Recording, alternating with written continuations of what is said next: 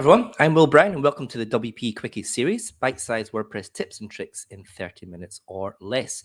And in this lunchtime quickies, I'm going to be looking at WordPress 5.9, continuing our series on WordPress 5.9, but looking at some of the performance improvements that's been bundled in with that. So thanks for taking the time to join me this sunny Sydney afternoon, and welcome to those overseas and those watching on replay as well. Just a few housekeeping slides before we get started. So make sure that you click on all the buttons if you're watching this on social media, subscribes, bells, likes, all that good stuff, just so it can promote the channel so that other people can get to see it. And do drop your name, what you do, where you are in the comments. I give a little shout out to our followers. That would be fantastic. Just a note on the Facebook group, so you can search that within Facebook. It's WordPress Sydney Meetup. And just a little note, if you are watching this on Facebook, then make sure you visit streamyard.com/Facebook, and that just connects your Facebook profile up with with Facebook, so that it doesn't come up as anonymous when you're entering into the comments. That would be really, really good.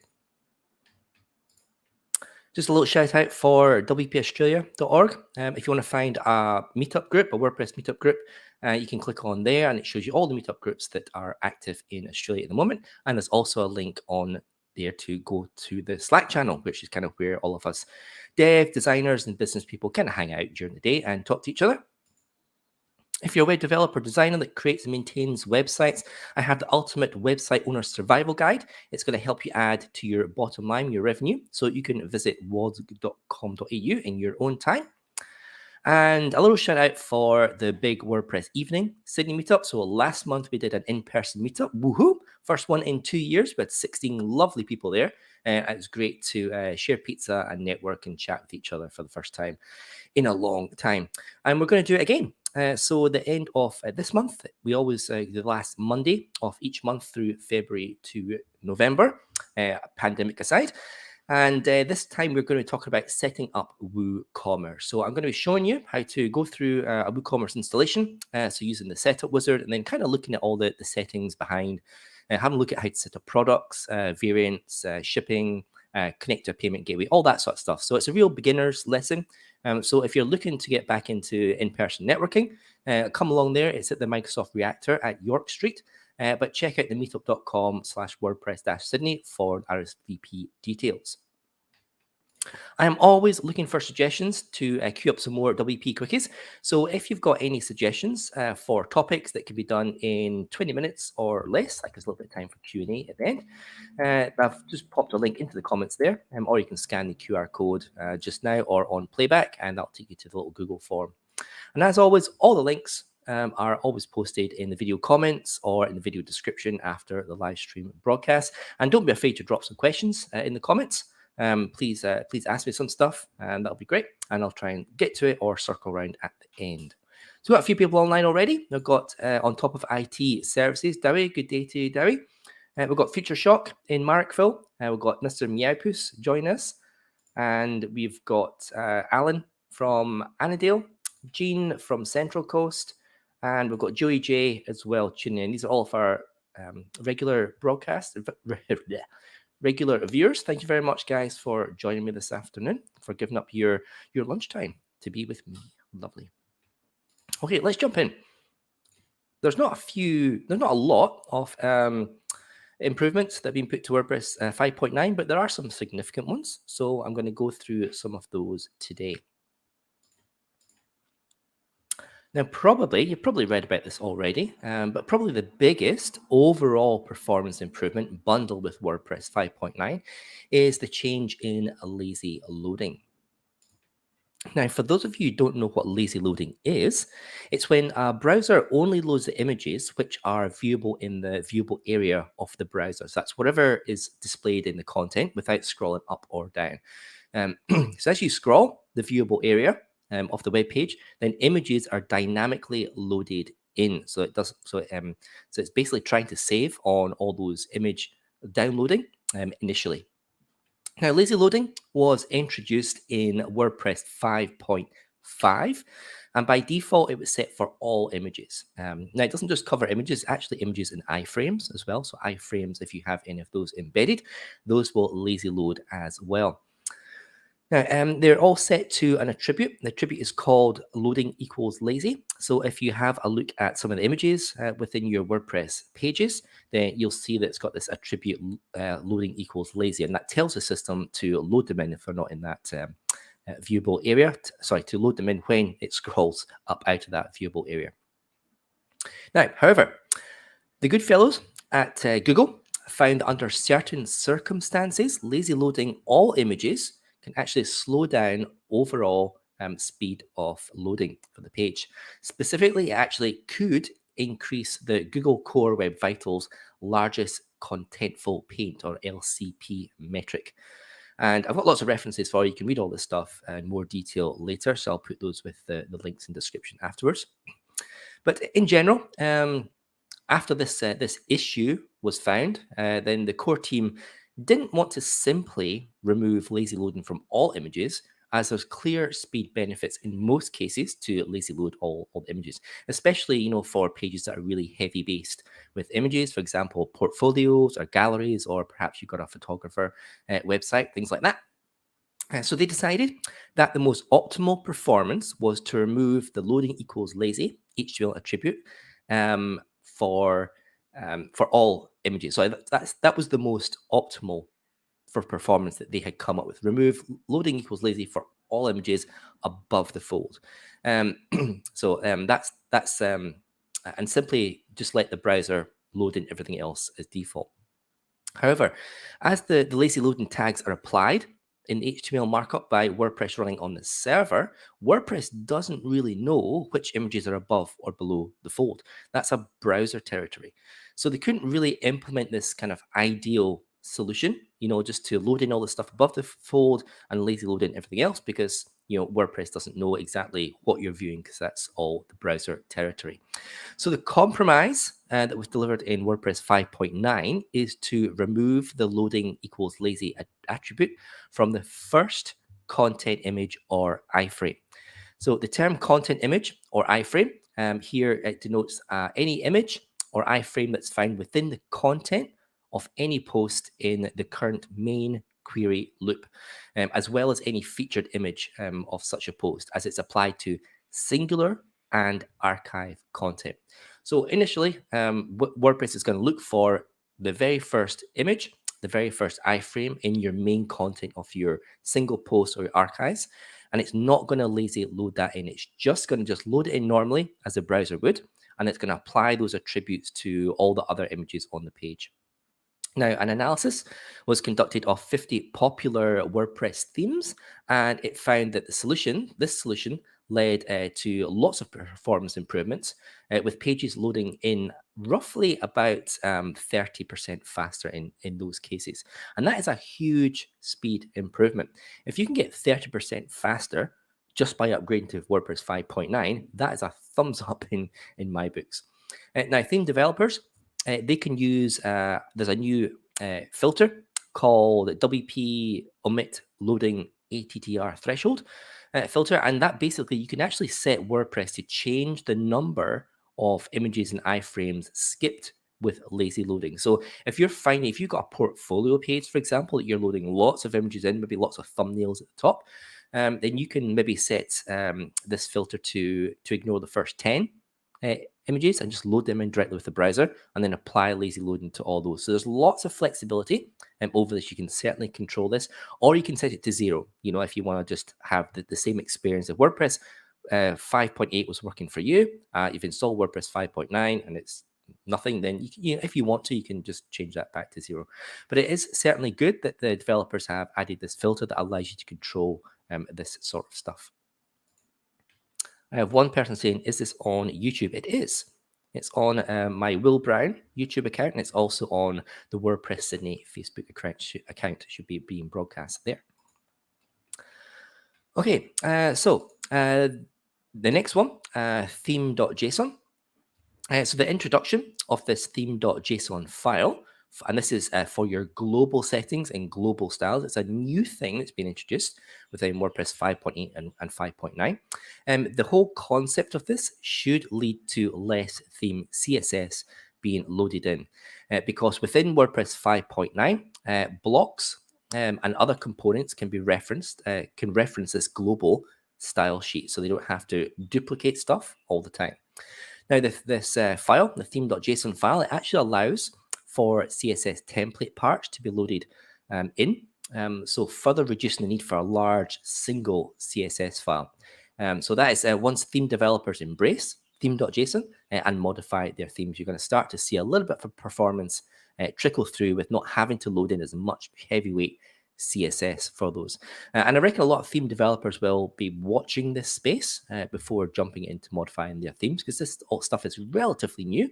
Only in the last couple of versions of WordPress has this theme.json been available. So I think a lot of people will just be kind of watching this space, seeing how it develops before they jump in and modify everything to work nicely with it. Now, WordPress 5.9 allows theme developers to register multiple style sheets at a block level. Now, the idea behind this is that less style sheet information needs to be loaded per page, just in case a block may be used. So by registering style sheets for a block, the style sheet can be loaded in only if that block is being used or rendered onto the screen. This is going to bring a huge performance update if you're using blocks in your website, if you're using a block-based theme. And once the big block themes start to embrace this and start to implement it, you are going to see quite a big performance improvement with not having to load in as much, a huge big file all the time. The problem with loading in a huge CSS file is it's called render blocking. Now, you can find ways to circumvent this. You can tell it to load it in at the footer, so all your pages loaded in first. But sometimes that can break themes, break styles. So what this allows you to do is just define your exact CSS just for a particular block, and when it's being used, that's what gets loaded in. So, for example, the ultimate add-ons for Gutenberg plugin, that's the one that I use on a couple of my sites. It offers a whole suite of blocks, and there's a lot of CSS being loaded in just in case those blocks may be being used. So having multiple smaller style sheets at a block level can really be handled effortlessly with HTTP2 enabled web servers, because it's really good at that. It's really good at loading in small files asynchronously. That means all over the place, just whenever it needs. So theme and block developers, they can use the new WP block style function, and that's at the bottom there. And that allows you to enqueue all your CSS files just for that particular block. So definitely worthwhile investigating that if you are a theme or a developer or theme designer, and just being able to enqueue just those style sheets right for those blocks that you are developing or you need. The last big performance improvement that you're going to notice is in the block browser. Now, the block browser is that left-hand side area that you search when you choose blocks from. Since WordPress 5.9, block types, patterns, and categories that are displayed in there are actually lazy rendered in the block inserter.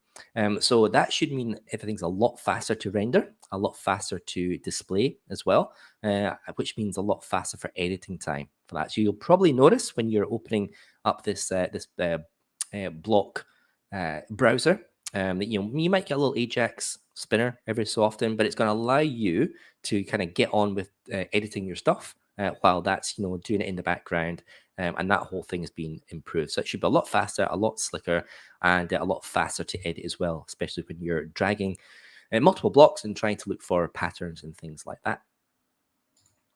Okay, so that's the four big performance improvements that were put in 5.9. But I thought I'd put a few extras in here for you, some other things as well as a couple of slides in here for you.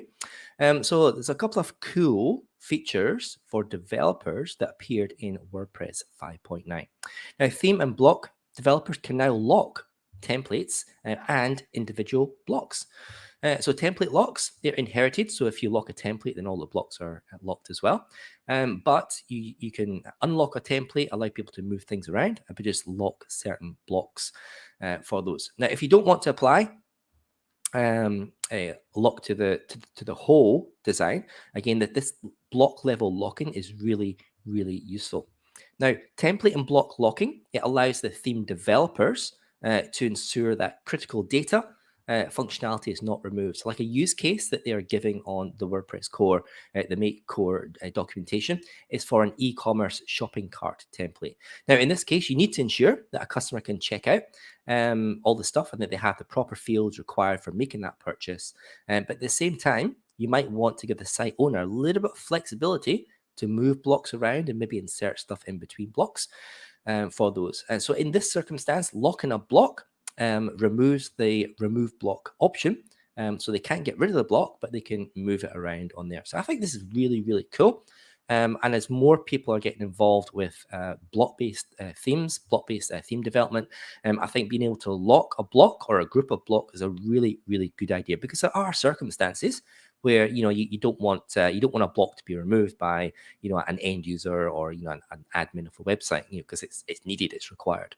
So I think we're going to see lots more block patterns coming out, specifically aimed at things like that, for membership logins, for profile updates, for carts, for checkouts, and that sort of type, with all this block level locking applied.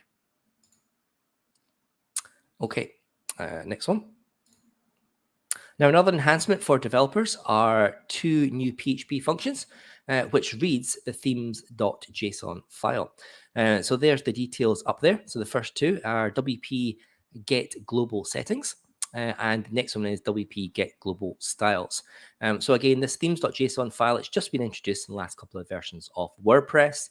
And these new functions in WordPress 5.9 now allows you programmatically to get content out of that little file. So if you're developing a plugin, if you're developing a block or something like that, a bit of functionality, then you can grab out those global color settings, you can grab out those those global font settings, and then you can apply them as part of your development without having to recreate any more CSS. So that's really, really cool. I love that. It's a nice little touch. And there's no equivalent set functions at the moment, so you can't write programmatically to theme.json. I'm sure that'll come eventually, but certainly a nice couple of nice little developer cool features that they've packed into 5.9. Okay, so there you go. Let's make myself a little bit bigger. There you go. Those are my 4. Not my 4. Those are the 4 top performance improvements that shipped with WordPress 5.9, and a couple of cool enhancements for developers that I found when I was scrolling through some of the documentation. And that ends the little mini series looking at WordPress 5.9. There's lots of extra goodies in there. So just scroll through documentation and find stuff, but that's all the big stuff. It's been a huge release, really. If it was any other software, it would be a 6.0 release, because they like to have these semantic versioning. But WordPress decided to abandon that quite a while ago, and they just increment each one. So we don't know exactly what's going to be in WordPress 6.0. It might just be a few tweaks, a few enhancements, or it could be some extra game-changing stuff. We don't really know at the moment. The roadmap for 6.0 hasn't been put together just yet. So guys, I'm not expecting any questions, but if you have any, you can drop them down there. And in the meantime, I'm just going to pop this on so you can contact with me. I've got a new website. It's willbrown.com. I'm kind of moving into personal branding. So that is all about the business of WordPress. So I'll be delivering business content. I'll be delivering a podcast eventually. I'll be delivering digital courses as well, and lots of help that's going to help you build up your WordPress related business. So that's a new one, willbrown.com. And I've got my other websites there. I'm mostly on LinkedIn these days under Will Brown AU. That's changed from Developer Will because of all this rebranding. But please do connect with me on LinkedIn or Instagram or Twitter if you haven't done so before. Next week, let's see, we're going to leave behind WordPress 5.9. I think I've done that justice. And next week, I'm going to be talking about creating quizzes in WordPress. So we're going to be looking at 2, maybe 3 WordPress quiz plugins, what they can offer, and what sort of things you could put in a quiz to kind of enhance your engagement with your target audience. So thank you guys. Thank you very much for joining me this afternoon. Hopefully you find all that WordPress 5.9 stuff useful. For those, maybe not so much the full site editing because it's still in very, very early beta mode, but I've definitely upgraded all my client sites to 5.9 and find some really, really good performance improvements from them. So please do join me next week about creating quizzes in WordPress. See you guys. Thank you so much. Take care. See you next week.